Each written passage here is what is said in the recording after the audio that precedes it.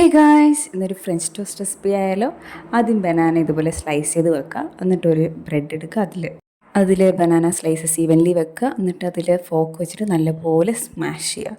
എന്നിട്ട് അതിൻ്റെ പുറത്ത് ഒരു ബ്രെഡ് കൂടെ വെക്കുക. അതിൻ്റെ പുറത്ത് അതുപോലെ സെയിം സ്റ്റെപ്സ് റിപ്പീറ്റ് ചെയ്യുക. എന്നിട്ട് അതിൻ്റെ പുറത്തൂടെ ഒരു ബ്രെഡ് കൂടെ വെക്കുക. അപ്പോൾ നമ്മുടെ ഫസ്റ്റ് സ്റ്റെപ്പ് കഴിഞ്ഞു. അത് കഴിഞ്ഞിട്ട് നമ്മൾ കുറച്ച് ബട്ടർ ഇട്ടിട്ട് നമ്മുടെ ബ്രെഡ് മൊത്തത്തിൽ ആ ഒരു ഫുൾ തിങ് നമ്മൾ രണ്ട് സൈഡും ടോസ്റ്റ് ചെയ്യും. എന്നിട്ട് രണ്ട് സൈഡും ടോസ്റ്റ് ആയതിന് ശേഷം രണ്ട് സൈഡിലും ഇങ്ങനെ വെച്ചിട്ട് പാലൊഴിച്ച് കുറച്ചൊന്നും എന്ത് ചെയ്യുക, അതിൽ മോയിസ്റ്റ് അതിൽ പിടിക്കണം. കുറച്ച് നേരം ഇരിക്കുമ്പോഴത്തേക്കും അത് സോഫ്റ്റനായി വരും. അപ്പോഴത്തേക്കും നമ്മുടെ ഡിഷ് കംപ്ലീറ്റ് ആയിട്ടോ. എനിക്ക് കഴിച്ചപ്പോൾ ഒത്തിരി ഇഷ്ടമായി. പക്ഷേ ഞാൻ ആകെ മിസ് ചെയ്തൊരു സംഭവം വെച്ച് കഴിഞ്ഞാൽ ഫ്രോസ്റ്റ് ആൻഡ് ടോസ്റ്റ് എന്നൊക്കെ ഫ്രഞ്ച് ടോസ്റ്റ് കഴിച്ച് I was missing A scoop of ice cream. അതും കൂടെ ഉണ്ടായിരുന്നെങ്കിൽ കുറച്ചും കൂടെ ഹോൾസം ആയിരുന്നു എന്ന് തോന്നി.